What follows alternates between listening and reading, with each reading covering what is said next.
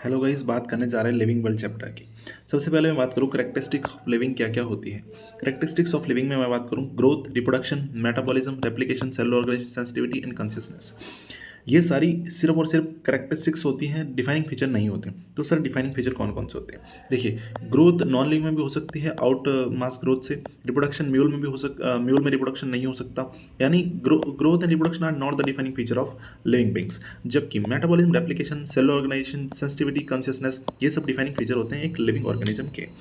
Consciousness में एक term आता है सेल्फ कॉन्शियसनेस, यानी कि सेल्फ अवेयरनेस। वो सिर्फ और सिर्फ ह्यूमन बींग्स में ही पाई जाती है, जैसा आप देख सकते हैं।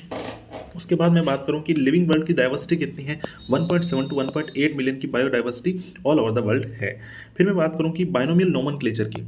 ठीक है, डाइवर्सिटी में अपन बात करेंगे बाइनोमियल नोमेनक्लेचर की। तो सबसे पहली बात, बाइनोमियल नोमेनक्लेचर किसने दिया? कार्लस लिनियस ने दिया। बाइनोमियल नोमेनक्लेचर दो वर्ड्स का बना हुआ होता है, first word and second word. First word represent करता है जीनस को और सेकंड वर्ड रिप्रेजेंट करता है स्पेसीज को।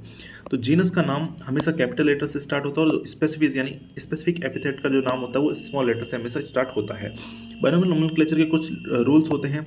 जैसे बाइनोमियल नोमेनक्लेचर के रूल्स में सबसे पहला रूल्स आता है कि वो हमेशा प्रिंटेड इटैलिक्स में होंगे, यानी कि ऐसे ऐसे रनिंग हैंड राइटिंग में इटैलिक्स में हमेशा प्रिंटेड होना चाहिए। अगर वो हैंड रिटन है तो उनको अंडरलाइन करें सेपरेटली, जीनस और स्पीसीज दोनों को। जैसे ये एक नाम है, मैंगो का नाम हमने लिख रखा है मैंजीफेरा इंडिका। इनको देखिए, या तो आप अगर टाइप कर रहे हैं, प्रिंट करें तो इटैलिक्स में प्रिंट करें, या अगर आप हैंड रिटन है कि आप हाथ से लिख रहे हैं तो इनको सेपरेटली अंडरलाइन करें, जैसे यहाँ पे किया हुआ है।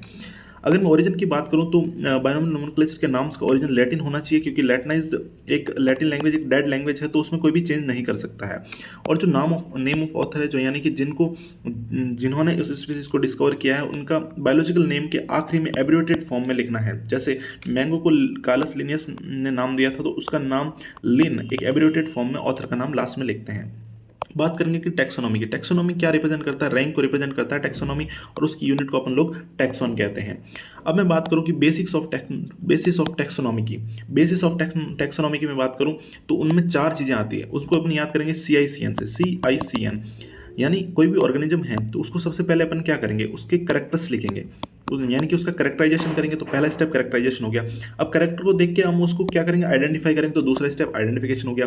अब जब हमने किसी ऑर्गेनिज्म को आइडेंटिफाई कर लिया तो उसको क्लासीफाई करेंगे, इसको हमें कहाँ रखना चाहिए। तो तीसरा हो गया क्लासिफिकेशन यानी ग्रुपिंग। और अब क्लासिफिकेशन भी हो गया तो अपन नामकरण भी कर ही देते हैं, यानी लास्ट में कर देंगे नोमेनक्लेचर। ठीक है, अब बात करेंगे साइंटिफिक नेम्स की। साइंटिफिक नेम्स की बात करें तो हर एक ऑर्गेनिज्म का एक ही नाम होना चाहिए।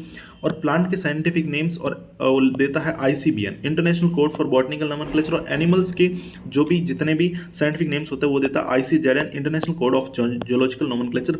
इनकी जो फुल फॉर्म है वो हमेशा पूछी जाती है, तो आप याद करें कि प्लांट के लिए ICBN और एनिमल के लिए ICZN। बात करेंगे कि सिस्टमैटिक्स की। सिस्टमैटिक्स क्या होता है? What is systematics? Systematics is the systemic arrangement of organism. देखो, टैक्सोनॉमी ने हमें हायरार्की में अरेंज करके दिया था चीज़ों को। अगर उसके साथ ही मैं फाइलोजेनी जोड़ दूं, इवोल्यूशनरी हिस्ट्री के हिसाब से अरेंज कर दूं, तो वो सिस्टमिक अरेंजमेंट हो जाएगा, तो उसे मैं सिस्टमैटिक कहूंगा। सिस्टमैटिक्स मतलब टैक्सोनॉमी प्लस फाइलोजेनी। फाइलोजेनी क्या होता है? What is phylogeny? Phylogeny is the evolutionary history. ठीक है, अब थोड़ी सी कार्लस लिनियस साहब के बारे में बात कर लेते हैं। कार्लस लिनियस साहब के बारे में बात करेंगे तो कार्लस लिनियस साहब लैटिन ओरिजिन की लैंग्वेज में हमेशा कुछ भी लिखते थे, तो उन लैटिन लैंग्वेज उनसे जुड़ी हुई है। टू किंगडम क्लासिफिकेशन इन्होंने दिया था, बाइनोमियल नोमेनक्लेचर भी इन्होंने दिया था। इन्होंने दो बुक्स भी लिखी थी, सिस्टेमा नेचर और सिस्टेमा प्लांटरम। सिस्टेमा नेचर जो एनिमल्स के लिए थी और सिस्टेमा प्लांटरम जो प्लांट्स के लिए थी। अब बात करेंगे स्टेबल की। अगर आपको पूरा लिविंग वर्ल्ड मुट्ठी में करना है तो इस टेबल को आप आराम से एक कंटेस्ट बिठा ले, समझिएगा, इस टेबल को रटिएगा मत। देखिए सबसे पहले तो आप इस सीक्वेंस को याद करें कि एक ट्रिक तो ये भी है कि कीप पॉट क्लीन और फैमिली गेट सिक, है ना। कीप पॉट क्लीन और फैमिली गेट सिक, इस तरीके से आप याद कर लीजिएगा ट्रिक बना के। ठीक है, अब बात करेंगे किंगडम। किंगडम अपने पास दो है, प्लांटी और एनिमिलिया। ठीक है, अब प्लांट किंगडम में एक फाइलम अपन ने लिया एंजियोस्पर्मी। ठीक है, एंजियोस्पर्मी में दो क्लासेज आती है, डाइकॉट और एक मोनोकॉट। डाइकॉट और मोनोकॉट। ठीक है, अब डाइकॉट की भी बात करें तो उनमें दो ऑर्डर है, पॉलीमोनियल्स और सेपेंडेल्स, है ना। एक एनसेट में भी टेबल दी, इसको भी आप ध्यान से पढ़िएगा। दो ऑर्डर हो गए, पॉलीमोनियल्स एंड सेपेंडेल्स, स्पिंडेल्स। ठीक है, ऑर्डर पॉलीमोनियल्स में दो फैमिली है, सोलेनेसी एंड कॉन्वोलेसी। बात करेंगे सोलेनेसी फैमिली की तो उसमें जीनस आते हैं सोलेनम, पेटूनिया, धतुरा। ये NCERT के उसमें जो पैराग्राफ्स है उनमें दिया हुआ है। ठीक है, और उन्हीं के अंदर स्पीसीज की बात करें कि जीनस सोलेनम के अंदर कौन कौन सी स्पीसीज आती है, तो पोटैटो यानी कॉमन नेम पोटैटो है, तो scientific name Solanum tuberosum. Solanum melongena जो कि बैंगन का या ब्रिंजल का जो साइंटिफिक नेम है, सोलेनम निग्रम जो कि मकोई है। ठीक है, ये सब किसके अंदर आ गए? सोलेनम जीनस के अंदर। सोलेनम जीनस किसके अंदर? Family Solanaceae. फैमिली सोलेनेसी किसके अंदर? Order Polemoniales. पॉलीमोनियल्स किसके अंदर? डाइकोट के अंदर। डाइकोट किसके अंदर? एंजियोस्पर्म की फाइलम के अंदर। एंजियोस्पर्म प्लांट किंगडम के अंदर। ऐसे ही ये देख लीजिएगा आप। ठीक है, मोनोकोट क्लास के अंदर ये ऑर्डर पोएल्स, फैमिली पोएसी और जीनस ट्रिटिकम। कौन? गेहूं, वीट, ट्रिटिकम एविस्टियम। तो इसको आप समझिएगा। ठीक है, थोड़ा सा जल्दबाजी है क्योंकि अपन लोग बहुत ही कम टाइम में करना चाह रहे रिवीजन, तो इस वजह से। देखिए, अब मैं बात करूंगा नेक्स्ट किंगडम एनिमेलिया की। किंगडम एनिमेलिया की मैं बात करूं, कोर्डेटा और ऑर्थ्रोपोडा, दो डिवीजन, दो फाइलम इसके अंदर आते हैं, कोर्डेटा एंड ऑर्थ्रोपोडा। ठीक है, अब मैं बात करूं कि कोर्डेटा फाइलम के अंदर कौन सी क्लास आती है, तो क्लास आ गई मैमलिया। मैमलिया के अंदर दो ऑर्डर हो गई, कार्निवोरा और प्राइमेटा। सबसे पहले मैं बात करूंगा कार्निवोरा ऑर्डर की। कार्निवोरा ऑर्डर के अंदर दो फैमिली आ गई, फेलिडे एंड कैनिडे। ठीक है, अब फेलिडे फैमिली के अंदर कौन कौन आ गए? पैंथेरा और फेलिस। और कैनिडे के अंदर कौन आ गया? कैनिस।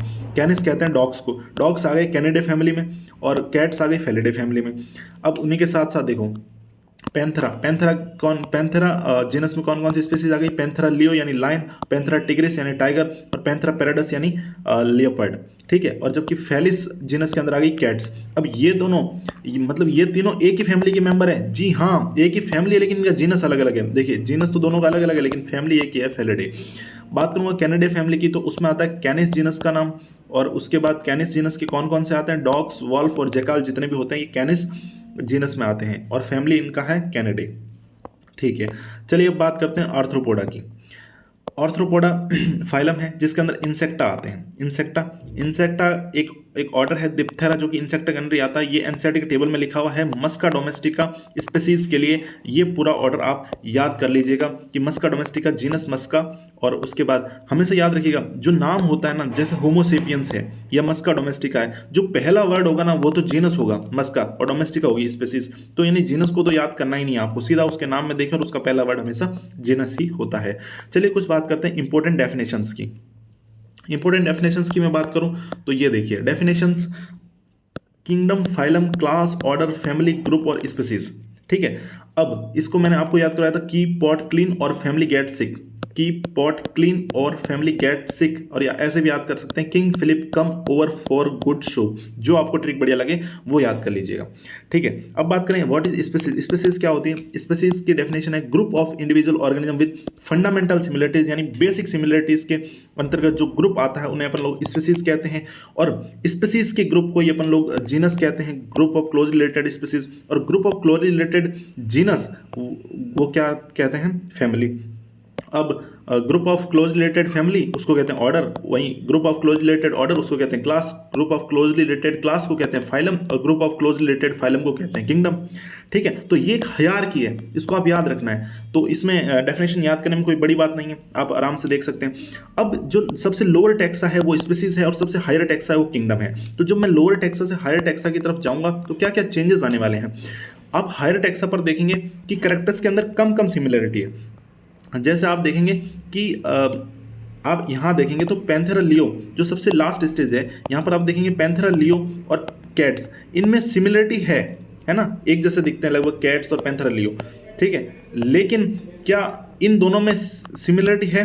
अब इसमें कैट्स आ गई, इसमें डॉग्स आ गई, पूरा कंप्लीटली डिफरेंट, यानी सिमिलरिटीज ऊपर जैसे जैसे जा रहे हैं कम हो रही है। यानी कुल मिला के मैं बात करूँ कि हायर टेक्सा पर जाएंगे तो लेस सिमिलरिटीज, कॉमन कैरेक्टर बहुत ही कम देखने को मिलेंगे। ठीक है, और कॉम्प्लेक्सिटी बढ़ती जाएगी। अब जब सिमिलरिटी कम है, कॉमन कैरेक्टर कम है, तो और ऑर्गेनिज्म का नंबर भी ज़्यादा आ रहा है तो उसके अंदर कॉम्प्लेक्सिटी बढ़ती जाएगी at the level of higher taxa.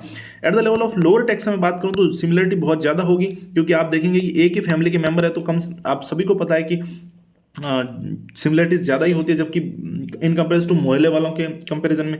ठीक है, अब मैं लोअर टेक्सा की बात करूँ तो more similarity, more common character and less complexity.